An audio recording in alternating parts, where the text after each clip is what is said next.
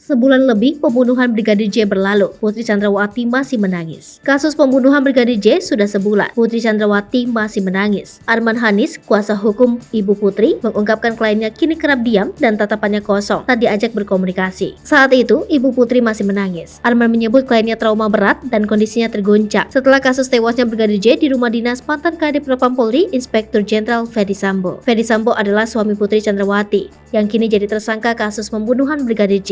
Kasus pembunuhan Brigadir J di rumah Ferdy Sambo, menurut keterangan polisi sebelumnya, terjadi pada Jumat 8 Juli 2022. Sudah sebulan berlalu sejak pembunuhan itu. Kabarnya Putri Chandrawati masih menangis di rumahnya. Terakhir kali Ketua RT 7 RW 2 Jalan Saguling Kompleks Pertambangan Duren 3 Pancoran Jakarta Selatan, Yosef, melihat Putri Chandrawati menangis di rumahnya pada Rabu 10 Agustus 2022 lalu. Saat itu, Yosef mendampingi penyidik dari Mabes Polri menggeledah rumah pribadi Putri Chandrawati. Ketua Komnas Perempuan Andi Yentriani menemui Putri di kediamannya pada 16 Juli 2022 saat awal-awal kasus tewasnya Brigadir J terungkap. Komisioner Komnas Perempuan Siti Aminah Tardi mengatakan saat itu istri dari Kadif Propam nonaktif tersebut tak mampu menceritakan perihal peristiwa yang dialaminya. Siti menegaskan saat itu kedatangan Komnas Perempuan bukan dalam kapasitas mencari informasi namun memberikan dukungan.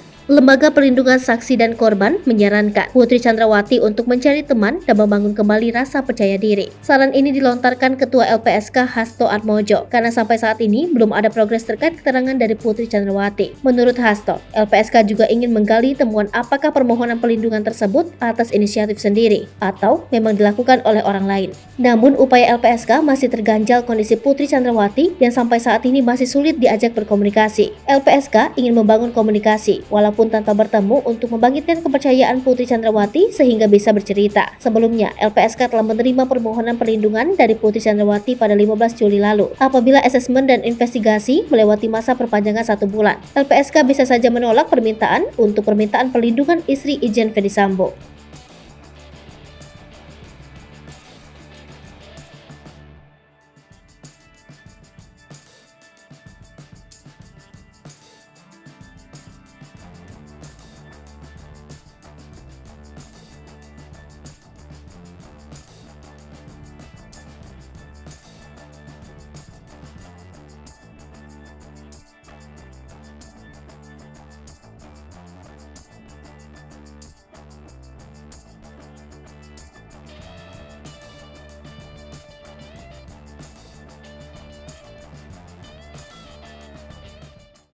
Hai pemirsa Sri Popo TV, jangan lupa komen, like, dan subscribe, serta tonton terus berita-berita terupdate lainnya